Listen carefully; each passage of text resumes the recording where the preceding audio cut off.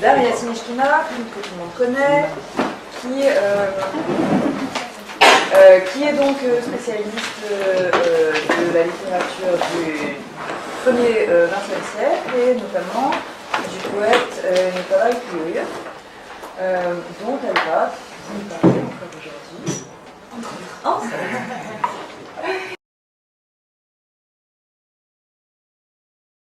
Je vais commencer par Kluyev. Merci beaucoup. Merci beaucoup Laetitia, merci beaucoup chers collègues. C'est pas un crash test, mais j'espère que ça va finir en crash. Je voudrais revenir sur la question du canon littéraire, de la classicalisation et de la manière dont cette classicalisation opère dans la culture de masse de la fin du XXe siècle et au début du XXIe, c'est-à-dire là, aujourd'hui, maintenant. Alors, je vais commencer par des choses qui vont me ramener au début. Et nous l'avons dit hier lors de l'introduction, l'idée de réfléchir au mécanisme de l'histoire de la littérature russe et l'ambition d'en écrire une nouvelle sont nées au cours de nos thèses respectives. Lorsque j'ai commencé pour ma part à travailler encore au tout début sur Nikolai Kluyev, dont je vous montre un portrait juste derrière moi, un sujet qui m'avait été proposé par Catherine de Coteau, précisément pour l'intérêt qu'il présentait pour l'histoire de la littérature et de la poésie russe de la première moitié du XXe siècle. J'ai été frappée par les passions qui se déchaînaient dans les études kluyeviennes autour de la personne du poète. Pour Konstantin Azadovski, qui avait publié depuis les années 80 beaucoup de textes de Kluyev et rédigé une monographie intitulée « La vie de Nikolai Kluyev, récit documentaire », Жизнь Николая Клюева, документальное повествование en 2003. Kluyev était un stylisateur, talentueux, mais n'était pas un véritable poète, au sens où on pouvait appliquer ce terme aux grands poètes du modernisme russe, Blok, Akhmatova, Pasternak, Mandelstam, etc. Konstantin Azadovski reconnaît néanmoins la grande valeur de la production poétique tardive de Kluyev, c'est-à-dire sa poésie épique.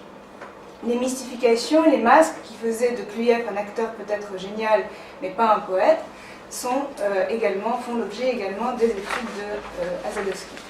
Pour les autres spécialistes de Kluyev, en réalité il y a peut-être deux spécialistes de Kluyev, mais pour tout le reste, depuis Vassili Bazanov, à qui l'on doit la redécouverte de Kluyev dans les années 70, et jusqu'à Sergei Koumiaev, désolé pour cette juxtaposition, Kluyev est au moins le porteur de la culture populaire authentique, c'est une formule que l'on retrouve très souvent, et pour les chercheurs les plus inspirés, un prophète, un martyr, un Avakoum du XXe siècle. Ces débats qui sont très violents et qui ne tarissent pas encore aujourd'hui, lors des différents congrès autour de Kluyev à Saint-Pétersbourg ou à Vologda, ces débats dans l'univers académique et para-académique, et qui sont loin d'être propres à Kluyev en réalité, sont la continuité des débats qui se déchaînaient autour de la personne du poète de son vivant, en particulier dans les années 1900-1920, c'est-à-dire la période du modernisme, celle-là même qui a été redécouverte par le lecteur et l'universitaire soviétique pendant la période de la perestroïka et le boom éditorial de la perestroïka qui a rendu accessible un immense nombre de textes et de nouveaux noms, c'est le Voзвrащение imen, grâce au tirage massif des grosses revues qui publiaient tous ces auteurs. Je renvoie pour le contexte de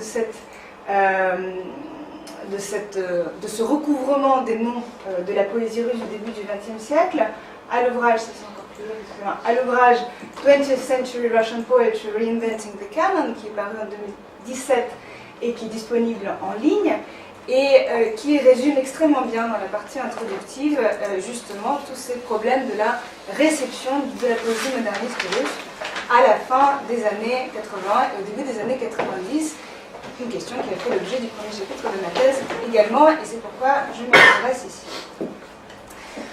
La question que je me pose, c'est comment se fait-il que près d'un siècle après l'entrée de Kluyev en littérature, ce ne soient pas les critiques littéraires, mais les chercheurs qui se posent systématiquement la question « Qui est Kluyev ?» Et un nombre important d'articles datant des années 80 et 90 tournent autour de cette question. résumé par le chercheur américain spécialiste de Clueff par le titre de son propre article, extrêmement synthétique et qui résume très bien le problème. Who's Clueff? Who is Clueff? Who's le pronom possessif et who is Clueff? À qui est Clueff et qui est Clueff? Comment se fait-il que même sous la plume de Konstantin Zadowski, qui pourtant déconstruit le mythe Clueff et qui identifie parfaitement l'appartenance de la branche susmentionnée du Cluevide, il y a une sorte de courant néo-populiste ou néo-néo-populiste qui prend sa source au début du siècle, ce sont les catégories d'authenticité, de sincérité qui demeurent toujours primordiales lorsqu'il s'agit de décider de la place véritable que doit occuper le poète dans l'histoire de la poésie et de la littérature russe du XXe siècle. La raison ne tient-elle pas à la façon dont on appréhende les classiques en Russie et les poètes de manière générale? Le canon classique ne serait pas seulement, alors, je pense qu'on est tous d'accord, une liste de noms, mais un système avec les grands noms, les grands textes, mais aussi un modèle d'appréhension, de lecture et d'appréciation de ces grands noms et de ces grands textes.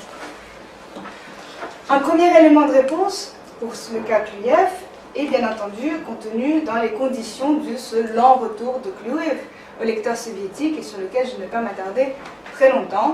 Je dirais tout simplement que Clueff est abordé d'abord à travers le prisme de la réception très difficile là aussi de Yesenin, dont je parlerai plus loin, et je vous montre une photo de Clueff et Yesenin en 1940, et sert à partir des années 1950-1960 de contrepoids, donc Clueff sert de contrepoids à la réputation d'un Yesenin qui revient progressivement en odeur de sainteté auprès de la recherche universitaire. Clueff est manipulateur, conservateur, lourd, pas sympathique, tandis que Yesenin devient du coup, en comparaison, doux, angélique, sincère, et qui s'est malheureusement fourvoyé, d'abord avec Clueff, ensuite avec les imaginistes, ce qui n'est pas trop bien non plus, mais qui quand même demeure un très grand poète.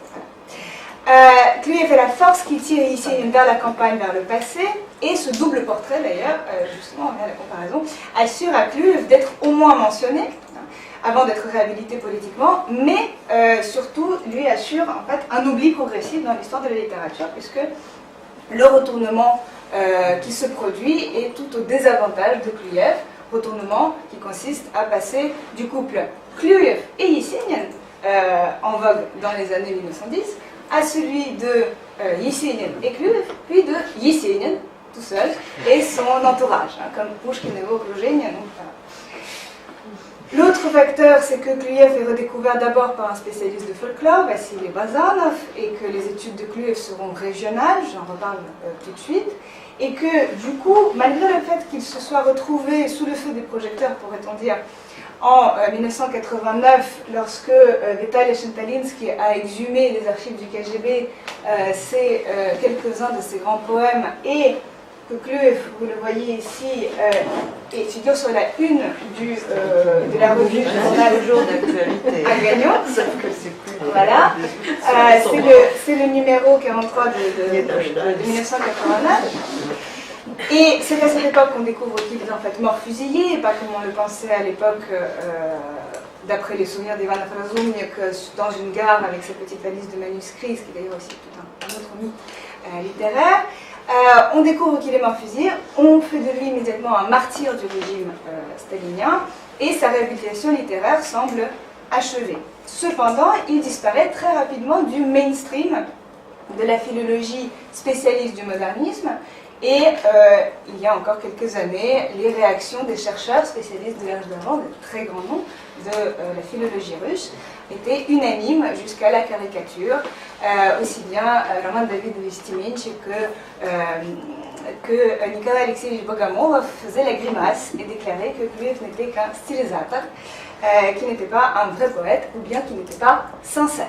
Ce critère toujours de la sincérité. Alors pour être honnête, ces grands spécialistes de l'âge d'argent ne sont pas non plus des très grands fans de Yesenin. On verra éventuellement pourquoi.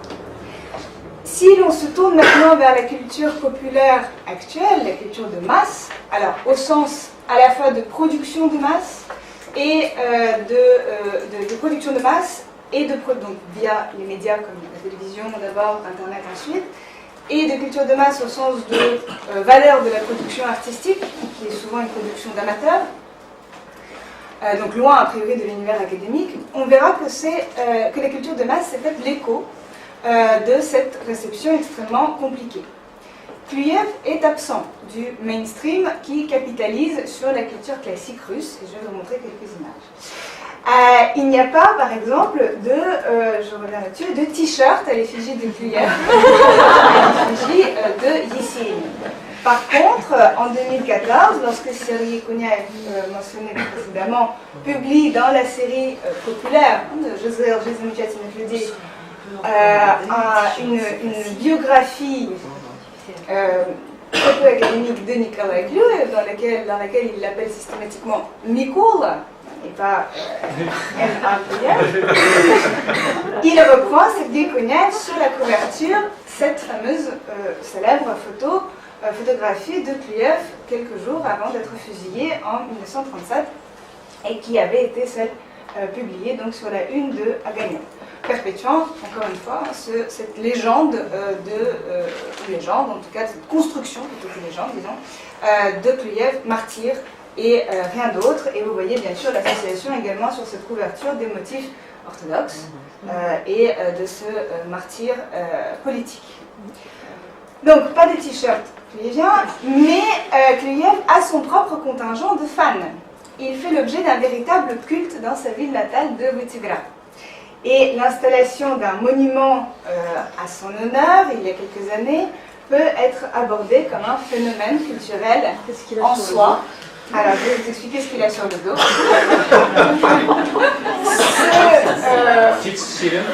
Ah bah justement, voilà. En fait, c'est une sorte de figure inspirée de la petite Cécilienne et de la petite Cécilienne et puis de la muse véritablement russe, authentiquement russe du poète.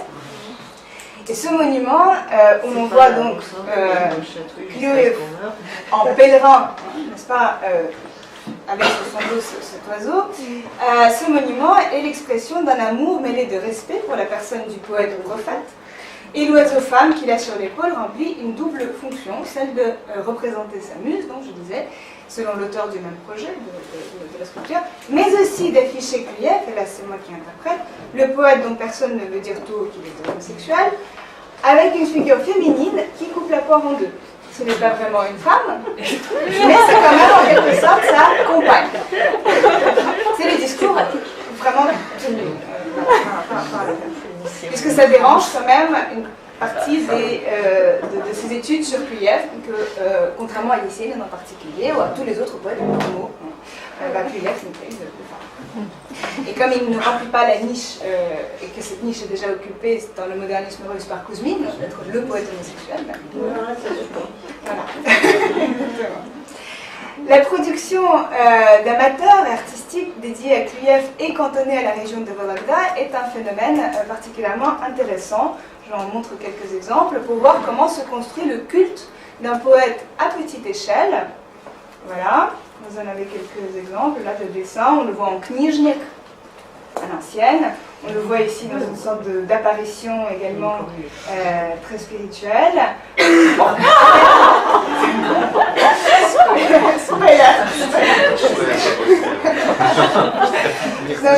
Particulièrement intéressant de voir comment se construit donc ce culte. Je reprends le mot culte au titre du très récent livre de Roman Timenchik, Historia culta Gumilova, qui est absolument passionnant et qui retrace à travers cette histoire du culte de Gumilov, la réception de Gumilov et éclaire évidemment énormément d'événements et d'éléments de la biographie, de la trajectoire de Gumilov. Et qui explique d'ailleurs à quel point Gumilov, lui, pour le coup, ne va pas faire partie du mainstream, en partie pour les raisons qui ont trait à son héritage, disons, pour employer un mot à la russe, dans la littérature du XXe siècle, l'interdit dont il a été frappé, mais qu'il est devenu, du coup, le modèle de l'icône des esthètes. Gumilov, c'est le Gumilov exquis, Izıskana Gumilov. Et du coup, cet Izıskana Gumilov, Timenchik précise, est parfois cité par des rappeurs russes actuels. Alors, justement, ce culte d'un poète, comme on voit ici à l'exemple de Kluyev, eh bien, se construit, je reprends Timenchik, avec sa part de totem et de tabou, en l'occurrence l'homosexualité. Et cette construction hautement subjective a pour but, bien sûr, d'ériger une idole, au sens de Kumir. Alors, en fait, la culture de masse, me semble-t-il, est un puissant outil de classicalisation. Elle véhicule et élabore des modèles, au sens de schémas, de grilles, à travers lesquels le lecteur, quel que soit son degré de culture d'ailleurs, est invité à aborder, comprendre et apprécier les classiques. D'une manière qui peut paraître paradoxale, mais qui en fait ne l'est pas vraiment, la culture de masse favorise l'émergence des idoles et simultanément semble être un outil important de désacralisation, ou l'inverse. Et en réalité, comme nous allons le voir dans ce qui suit, la culture de masse est le véhicule puissant d'une attitude, semble-t-il spécifiquement russe, hautement émotionnelle à l'égard de la littérature. Alors, mon premier point, avec le spoiler que vous avez déjà vu, c'est la culture de masse comme reflet et relais du culte des idoles de la littérature classique. D'abord, le reflet, les classiques sont des gages de la kulturnest, c'est-à-dire cette acculturation que proposent les différents médias, encore à l'époque soviétique, la télévision en particulier, si j'ai le temps j'en parlerai, et qui est poursuivie, cette acculturation, à notre époque, avec des publicités, par exemple, de Slaviansky Bank, qui utilise, avec des mises en scène et des réalisations du réalisateur Timur Bekmambetov, qui réutilise des poèmes de Bloch, Mandelstam, Pasternak et Yesenin, Mayakovsky, pour fournir un gage de culture, de kulturnest à l'entreprise capitaliste. L'accès au classique, comme l'a expliqué Boris Dubin, garantit l'accès à un statut social. L'important n'est pas de lire ni de connaître, mais de communier dans une vénération partagée d'un grand nom, et c'est le sens à donner à la fête du 6 juin. Boris Dubin et Catherine Gély en ont parlé dans des articles très éclairants. Les relais, la fête du 6 juin, je rappelle, c'est la fête de Pouchkine, c'est l'anniversaire de Pouchkine, la fête de la langue russe. La culture de masse comme relais, tout simplement parce que les moyens de la culture de masse sont utilisés par les institutions du pouvoir d'abord, comme Rospichat, pour diffuser des appels à la lecture, des appels à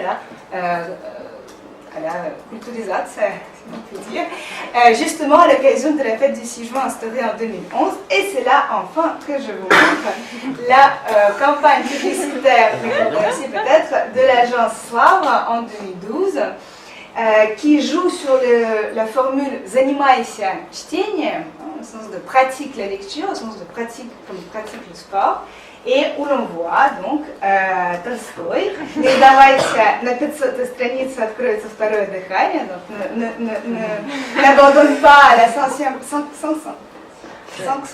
page le second souffle.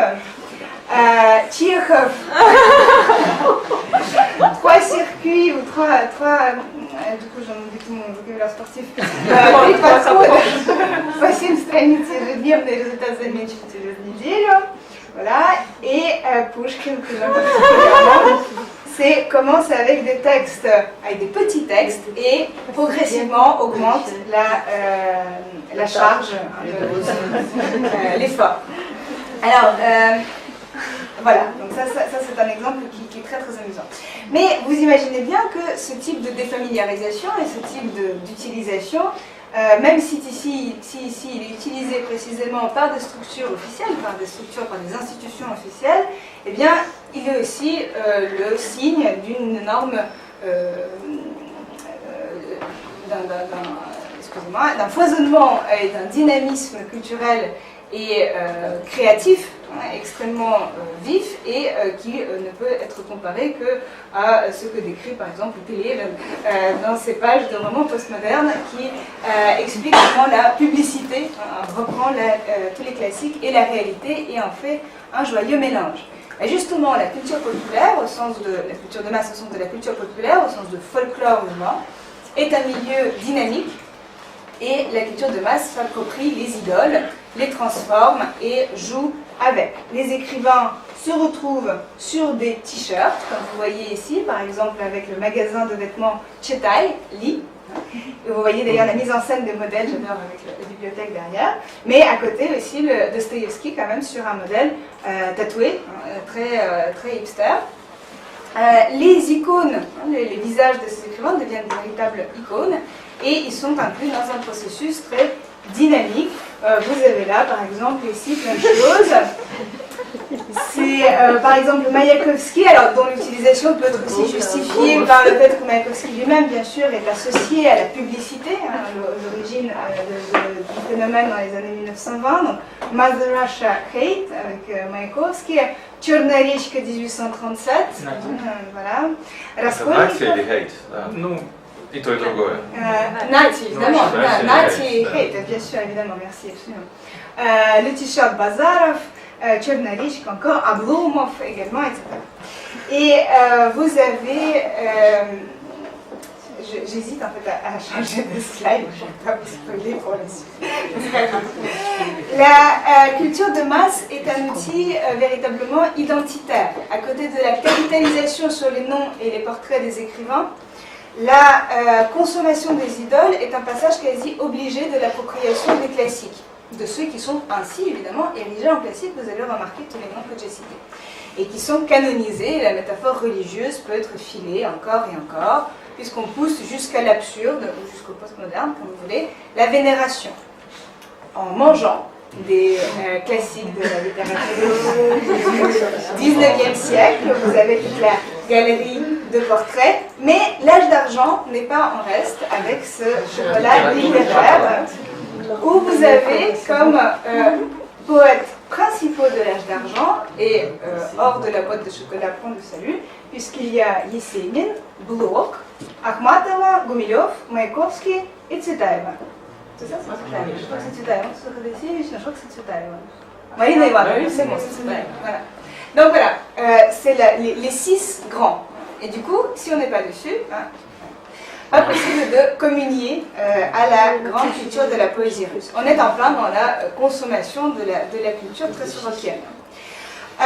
L'idolâtrie pour la consommation est un élément très important de l'identité culturelle des régions qui se réclament à contre-courant de cette tendance officielle, disons, cette tendance encore une fois capitalisante, puisqu'ils produisent à leur tour des objets, des artefacts qui représentent ces écrivains ou ces poètes comme icônes, et jusqu'au chocolat. Je vous apporterai un exemple, c'est le chocolat Yesenin, qui cite un extrait d'un texte poétique, d'un poème de Yesenin, particulièrement représentatif de la période russe, justement, bien sûr. «Спит ковыль, равнина дорогая, и свинцовой свежести полы, никакая родина другая не вольет мне в грудь мою теплу». Donc on a ceci les motifs lyriques et patriotiques de Yesenin avec ce chocolat Yeseninski Белик. Qu'on va déguster tout à l'heure. Qu'on va déguster, évidemment, c'est là, c'est pour ça que je l'ai apporté. Chacun un petit bout qui s'est dit. Alors, cartographie du coup culturelle de ces régions qui misent sur ces écrivains idoles, ces poètes idoles, on parle plutôt de poètes ici, mais qui aussi permet un dynamisme interne. Il y a la culture officielle de la canonisation, et il y a aussi, grâce au même procédé de la culture de masse, des sortes de sous-cultures. Je n'ose pas parler de contre-culture parce que c'est vraiment des contre-cultures, mais des sous-cultures qui apparaissent. Alors, la culture régionale en est un exemple, mais, et ici il est un exemple fascinant parce qu'il est à la fois tiré du côté de la poésie canonique du XXe siècle, le canon classique, et en même temps tiré du côté régional. Et vous avez également des exemples qui sont le fait de sous-cultures, comme la sous-culture, je ne veux pas vous spoiler, pétersbourgeoise, qui représente, par exemple, qui utilise quelque chose comme le nom même de Davlatov pour nommer un bar à la rue Ulica Rubinstein, c'est-à-dire la rue habitée Davlatov à Saint-Pétersbourg. Avant de passer à la suite, disons que la production d'artefacts d'après les classiques, c'est le moyen de s'approprier le classique, d'en faire un mythe au sens de Barthes, un emblème, mais aussi un mème. Alors, tout le monde sait ce que c'est qu'un mème. Le mème, c'est-à-dire ce sont ces phrases que l'on sort de leur contexte et qu'on utilise et qu'on fait circuler, ça devient une sorte ça fait partie de sorte de folklore urbain qui est dynamique et extrêmement foisonnant. Et la littérature russe, à l'heure de la culture de masse, est devenue un mème. Alors, le t-shirt que je porte est un exemple. Avec Tchekhov qui fait un selfie, c'était le plus du spectacle. Mais vous avez également, par exemple, ça j'adore, vous avez même pris carrément sur le forum le contour de la photo. Вас посмертный тренер, Маяковский, Есенин et Brodsky en entraîneur, avec quand même comme tag, comme mot-clé, Gopniki et poésie. Voilà, et on reverra, j'espère qu'on aura le temps, sinon j'accélère, le jeu, parce qu'il faut absolument que je vous montre ce que je vous ai préparé pour la fin sur Mayakovsky et Есенин. Même, vous en avez évidemment des tonnes, vous avez des textes, comme par exemple des phrases tirées, comme on sait tous, des phrases tirées des classiques de la littérature qui deviennent des sortes de dictons, ou des, même dans le contexte actuel, c'est le «Лучше там, где нас нет», «Умом Россию не понять», «Немытая Россия» de Лермонтов, «Не хочу учиться, хочу жениться», donc ça remonte au XVIIIe siècle, et bien sûr des choses comme Aïda Pouchkine, etc. Et vous avez un que j'aime particulièrement, c'est celui-ci. Alors, je vous montre juste le contexte. C'est un magasin de t-shirts, un design de t-shirts, Béni Zubrik, qui, vous voyez, détourne les noms des marques. Gucci devient Gucci parce que lui à la ruche, Chanel devient Chanel, Louis Bidon et Kenzo de Kenzo. Et du coup, la même chose se produit avec les noms des écrivains, comme ici. C'est Pasternak. Au lieu de just do it, just read it. Et alors, est-ce que ça veut dire que celui ou celle qui va acheter le t-shirt va aller lire du Pasternak à Saint-Pétersbourg, à Moscou, peut-être. À Saint-Pétersbourg, c'est plus certain parce qu'il y a justement toute cette culture. Parce qu'il y a cette culture justement de la réappropriation des classiques typiquement pétersbourgeois. Et la réappropriation des classiques typiquement pétersbourgeois, il y en a deux, c'est Brodsky d'une part et Davlatov d'autre part. Et qui ne figurent pas dans le canon officiel, ou qui figurent beaucoup moins dans le canon officiel. Et vous avez également des mèmes qui sont faits à la fois à partir d'extraits de textes, ou bien, encore une fois, avec une importation, une superposition de la culture populaire internationale, comme ici, j'adore aussi, littérature read them all, avec le canon toujours présent, Pouchkine, Dostoïevski, Tolstoï et Tchekhov, Tolstoï d'ailleurs est très jeune sur la photo ici, et puis Pouchkine, я помню чудное мгновение, а потом не помню ничего. Je me souviens de l'instant merveilleux, mais ensuite je me souviens plus de rien. Voilà, alors cette transformation de même, je vous montre juste Brodsky, il est là, il est juste derrière. Cette transformation en même, alors Bro est Brodsky, c'est toujours l'entraîneur d'ailleurs. Et j'avais, attendez, excusez-moi parce que c'est très drôle, je crois que c'était là. Non, c'était pas grave. Alors on va voir ça après. Cette façon de récupérer cette façon de récupérer la littérature dans la publicité, de faire non seulement des phrases clés, des phrases identifiables. Encore une fois, c'est une sorte, on crée toujours un langage, une sorte de système culturel ou de système langagier où on se comprend entre ceux qui se comprennent, entre ceux qui ont le même bagage culturel. Donc on est passé à une sorte de version postmoderne de la kulturna soviétique, véhiculée à partir des années 50, surtout via la télévision. Mais aussi, véritablement, on vide de sens, on vide de contenu, autre que celui de l'efficacité performative, langagière, de ces phrases, de ces images, justement, les grands classiques. Et mon préféré, mais c'est pas encore il n'a pas c'est pas le champion. Mon préféré, c'est la campagne publicitaire du designer de Kazan, Ilya Zorian, qui a inventé des préservatifs, n'est-ce pas, avec l'utilisation des portraits d'écrivains et le jeu de mots à partir de leurs titres les plus célèbres. Donc, je vous laisse deviner pourquoi les titres ont été choisis. Mертвые души. Vatican va commander. Человек. Voilà.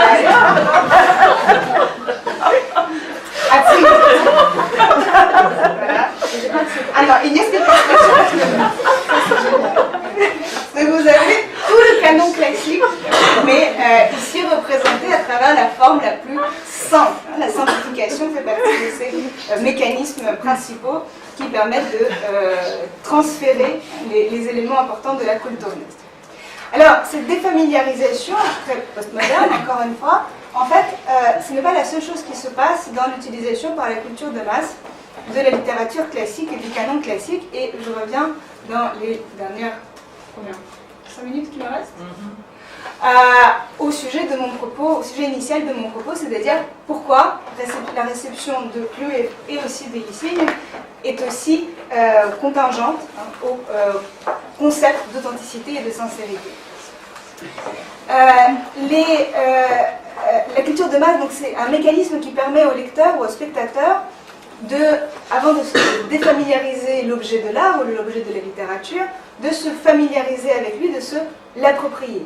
Et cette familiarisation est poussée à l'extrême parce que c'est aussi quelque chose qui caractérise la culture de masse, précisément l'attitude très simple, directe, émotionnelle précisément à l'objet. Alors, l'exemple de Yesenin est particulièrement révélateur car les débats qu'a suscité la publication en 2011 de la biographie, et de la très bonne et excellente biographie de Yesenin par Alex Likmanov et Mikhail Sverdlov, qui a visé à déconstruire les mythes, eh bien, ces débats sont représentatifs des passions que déchaînent les écrivains, en particulier Yesenin et Cluev.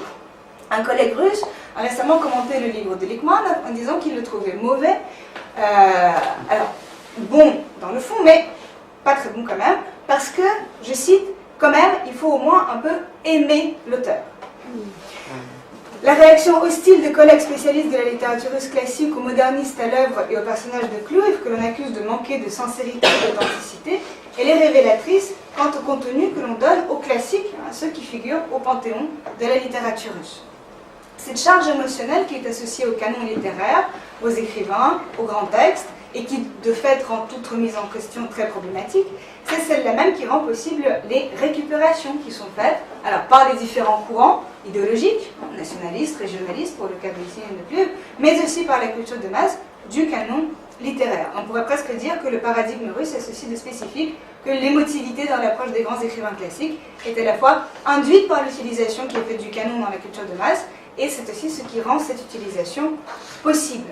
Alors, un exemple qui est extrêmement représentatif, c'est l'ouvrage de Mikhail Willer, Perpendicular, qui vise précisément, pourrait-on croire, à déconstruire le canon littéraire et la manière de lire les classiques de manière trop scolaire, de manière trop morne. Bon. Et donc, je vous donne cet exemple de situation que je trouve là aussi très drôle, où il compare le Некрасов d'Emmanuel Scolar, живой скелет с вылезающими волосами, ввалившимися страдальческими глазами, смотрит на мир, очевидно страдает по христианам, которые стонут на Боге. Et c'est impossible de le considérer sans soit ennui, soit déploration. Par contre, ce que dit Will, c'est qu'en fait, il faut revenir à la réalité de la littérature et à la réalité de ces événements littéraires, de ces phénomènes et de ces personnes. Parce que, regardez ce qu'il dit à la fin. En fait, quand on apprend qui il était, on se dit, en fait, c'était un gars tout à fait sympathique. Было в этом что-то, знаете, живое, il y a quelque chose de vif, d'espiègle, d'épatant, d'insolent, d'égoïste, de viril, ou de mufle même, et de risqué, mais quelque chose d'extrêmement vivant. Alors, ce qui est génial, c'est que Will appelle à abandonner la vision trop scolaire et trop cadenassée de la littérature russe, mais pour en fait proposer une version vivante, qui serait celle véritablement véridique. Et du coup, je trouve que là, on est face à un problème qui est celui de savoir qui est le véritable. En fait, le Pushkin véritable ou le Nekrasov véritable, c'est celui que l'écrivain veut bien voir. C'est celui que, en fait, qu'il trouve particulièrement sympathique. Et celui qu'on ne trouve pas sympathique, mais du coup, il ne figure pas au registre. Alors, vous avez par exemple des tentatives de désacraliser et de voir en même temps la réalité, comme voilà dans le projet Akhmatova bez glянца, Akhmatova sans vernis, mais on réutilise quand même précisément le profil classique, classique profil d'Akhmatova. En fait, en désacralisant, on introduit une dimension humaine et on propose d'aimer, de percevoir, de donner à ces écrivains une sorte d'auréole, d'aura de vedette, de star. Alors, je reviens à ce qu'avait dit Andrew Wachtel, et j'arrête très rapidement après parce que je veux juste vous montrer la fin, dans son introduction à la poésie russe, qu'avec la coupure de 90 et la chute du régime, les poètes avaient perdu la fonction du poète-prophète avait complètement été vidée de son sens, et les poètes ont dû se confronter du coup aux nouvelles vedettes, les vedettes du cinéma, les vedettes de la télévision, etc. Alors, ce qui est génial, c'est que oui, la fonction du poète-prophète a perdu de son sens, a été même vidée de son sens, mais récupérée par les courants annexes du mainstream, disons, philologique, comme on a vu avec Pleu et Félicien.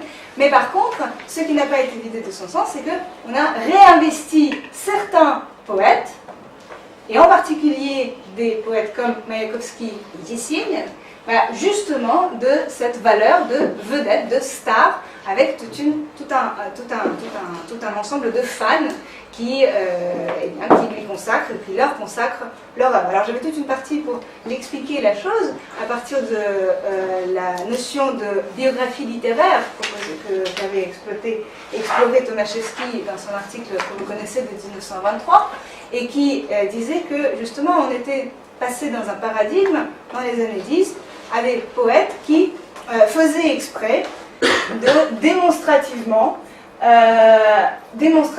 montrer comment ils sont tout nus, comment ils sont insolents et comment ils sont mauvais. Et que c'était un changement de paradigme par rapport au piétiet, à la canonisation des écrivains précédents. En fait, cette clarté ou simplicité ou sincérité induite par la posture nue du poète, c'est ce qui en fait est extrêmement trompeur, parce que cette sincérité, c'est un masque des plus heureux que ceux qui avaient avoué d'emblée leur complexité.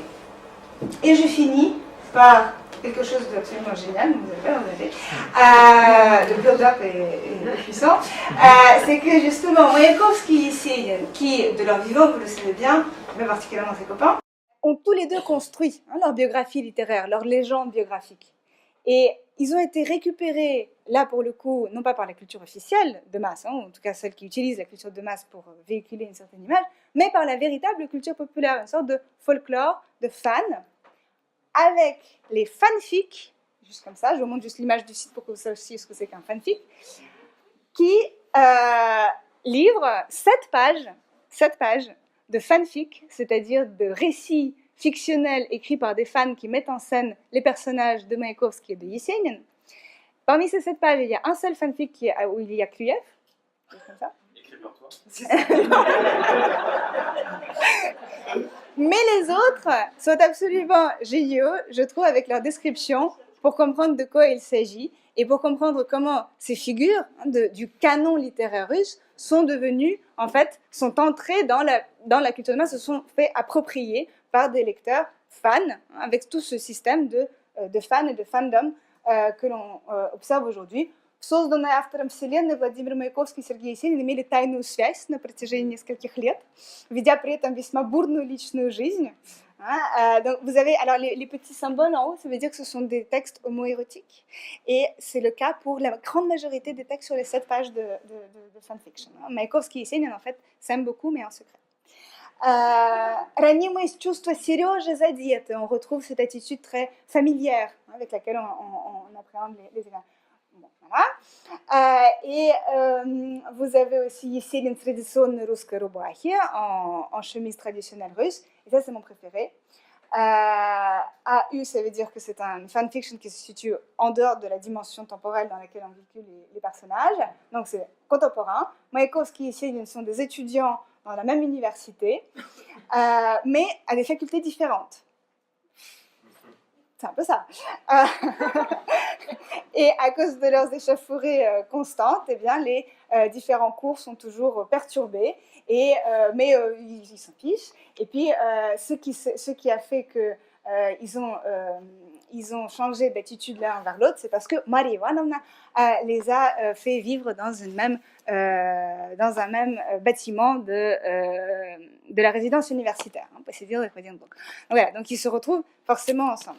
Et je trouve que c'est très représentatif de la manière dont la culture de masse, et j'arrête là, s'approprie, se réapproprie, joue avec le canon littéraire, à la fois évidemment en instituant encore plus les systèmes des classiques, et parce qu'encore une fois on ne sort pas du canon, et ce qui entre dans la culture de masse, c'est ce qui est classique, ce qui n'y est pas, c'est que justement il y a un problème, et comment il faudrait, je pense, à la suite de Tomaszewski et de ce qu'il propose pour l'écriture de l'histoire de la littérature russe, revenir systématiquement sur les biographies littéraires de ces auteurs, mais aussi, pas seulement du modernisme russe, mais de nombreux autres, de ces auteurs dont il faut déconstruire les biographies littéraires, sans bien sûr se laisser porter par la construction de la légende biographique ou de la légende classique qui est véhiculée à la fois par ces auteurs et par toute la culture ensuite du XXe siècle soviétique.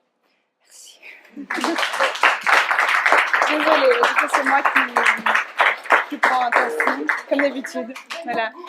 Gomilov est devenu le héros d'une série de science-fiction. Ah bah, ça je savais pas, c'est génial. C'est très populaire. C'est super. Une série de romans de science-fiction dont Gomilov ah bah voilà. est devenu le héros. Bah voilà, vous avez la transition du coup du Gomilov esthète pour les choisis, le culte de Gomilov pour les choisis à la culture populaire. Merci beaucoup. Est-ce que peut-être on passe à la dernière intervention et après on fait toutes les questions? À moins qu'il y ait vraiment des questions. On fait quelques minutes. Si vous avez des questions. J'avais encore tellement de choses à dire. Oui. Oui, merci beaucoup. Je trouve que le corpus, la problématique que tu introduis est passionnante, mais depuis hier, ça me pose problème comment on utilise des concepts qui viennent d'autres disciplines, notamment culture de masse, qui est un concept extrêmement problématique. Bien sûr. Et que tu as utilisé de manière un peu interchangeable avec culture populaire, et ce qui est tout à fait. À la fois intellectuellement et politiquement très incorrect. C'est de réduire la culture populaire à ce qui est imposé par l'industrie de production. En fait, ce que tu nous as présenté, c'est des produits commerciaux. Ça, j'ai du mal à exprimer parce que non, les produits commerciaux, on est tout à fait d'accord, mais la culture populaire n'est absolument pas réductible à la culture de masse, ni l'inverse. Voilà, et donc finalement, la culture de masse, je ne sais pas à quel point c'est opérationnel. Donc, ce qu'on voit, c'est du marketing essentiellement. C'est le métier de marketing qui s'appuie de manière tout à fait compréhensible sur l'expérience partagée de l'école. Donc aussi de discipline étatique, de culture centralisée, culture légitime. Donc en quelque sorte, même si c'est amusant, finalement, ces matériaux sont aucunement étonnants. Ça a l'air tout à fait logique pour quelqu'un qui lit les écrits de l'école de Francfort ou juste les travaux sur la culture moderne, des sociétés modernes. Mais tout ça, c'est pour dire que, en fait, je pense qu'il faut absolument intégrer ça dans un projet commun, mais peut-être en essayant de faire un pas nécessaire dans le langage qui n'est pas le nôtre, si on décide d'aborder les phénomènes sociaux, commerciaux, politiques, au lieu de finalement de dire si la culture de masse ça passe ou ça passe pas, etc. Parce qu'il y a plein de groupes d'agents économiques différents qui sont derrière ces choses-là. Et il y avait la mairie de Moscou, Mhm. il y avait les designers qui essaient de se faire un nom pour apparaître sur les radars, etc. Donc d'être un tout petit peu attentif à quel genre d'action on essaie de faire avec ça. Et j'en finis, c'est un peu ce qui en résulte, c'est un peu le même problème qu'avec le XVIIIe siècle. On confond un peu les stratégies des grands acteurs, comme les autorités politiques absolutistes en Russie du XVIIIe siècle, ou le capital commercial du XXIe siècle, avec les effets sur les pratiques réelles qui ne sont pas pris en charge. Il n'y a pas d'études sociologiques de qui sont les vrais destinataires, les usagers de ces objets. Et puis on confond tout ça avec ce qu'on pourrait qualifier de la culture propre à l'autre social, donc les masses, le populus, etc., etc., ce qui est, encore une fois, à la fois intellectuellement et politiquement pas correct, à mon avis. Je réponds très rapidement. Je suis tout à fait d'accord, il faut faire très attention avec les définitions. Effectivement, j'ai fait très vite les choses par manque de temps, mais tout à fait raison. Le problème avec moi, enfin le manque de problème, disons, c'est que la culture de masse de laquelle je parle, c'est d'abord tout simplement en fait la culture diffusée de manière massive, comme j'ai précisé au début, de manière très très large, par le biais d'abord de la télévision. Et c'est à partir des années 70 surtout que c'est ce qu'on avait vu, enfin, c'est ce que j'avais présenté lors de la journée Tolstoï, à partir des années 70 où la télévision se fait le véhicule avec le cinéma, mais encore plus que le cinéma, de ces valeurs de la culture classique, de la littérature classique et de la kulturnes, ça devient le gage de la kulturnes, mais qui en même temps, par le biais d'émissions qui mettent en scène des lectures de textes classiques, permet aux spectateurs d'identifier, et c'est ça qui est aussi très important, d'identifier le narrateur ou le moi lyrique pour la poésie avec un acteur, avec une personnalité humaine.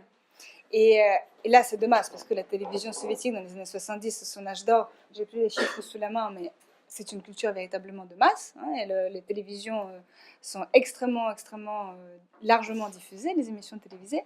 Et à mon sens, c'est le mécanisme qui conduit ensuite à faire en sorte que ceux qui sont nés dans les années 70 ou ceux qui ont vécu dans la génération juste suivante, du coup, ont intégré une certaine vision aussi de la littérature classique, une vision très émotionnelle, très émotive, subjective, et qui l'ont du coup véhiculée ensuite à leur création en tant que designer, qui ont considéré que dans le marketing, c'était la chose à faire aussi parce que ça allait parler à plein de gens. Et pour ce qui est de la diffusion, actuellement, Internet, c'est quand même un média de masse. Et dans Internet, même si c'est un modèle de marketing qui est présenté au départ, les mèmes, justement, et tout le folklore général, hein, les anecdotes et les mèmes, etc., qui se construit tout autour, ça, c'est un phénomène précisément de folklore. C'est un terme, les mèmes, c'est un terme de folklore actuel, de la folkloristique plutôt actuelle. Donc, on va voir, comme ici avec les fanfictions, des choses créées spontanément. Et c'est ça qui est justement à l'inverse de la démarche officielle, institutionnelle, comme je l'avais dit au début pour la démarche institutionnelle. Mais je suis entièrement d'accord, il faut définir très très précisément les termes.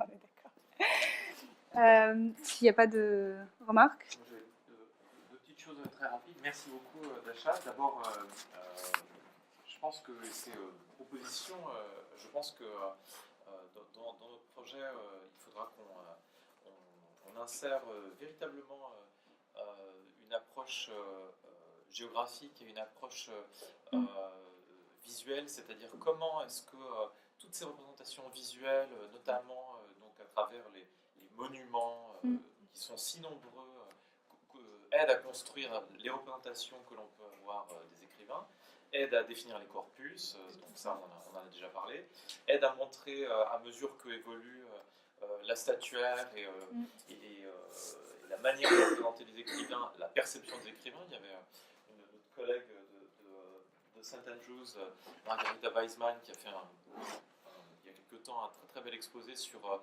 les statues en l'honneur de Nadezhda Durova et l'évolution de ce que ça signifie, de la manière dont est perçue Nadezhda Durova. Donc, bon, je pense que ça, il faudra vraiment Tout à qu'on fait. l'intègre. L'autre chose que je voulais dire, c'est c'est que cette espèce ces formes d'appropriation de la littérature russe que l'on a à travers l'ironie postmoderne, les produits dérivés, le merchandising, etc. Il y en a des formes avant le marché, avant la postmodernité et avant l'ironie, ou peut-être pas avant l'ironie, mais avant l'ironie postmoderne, qui sont les anecdotes dans la culture soviétique.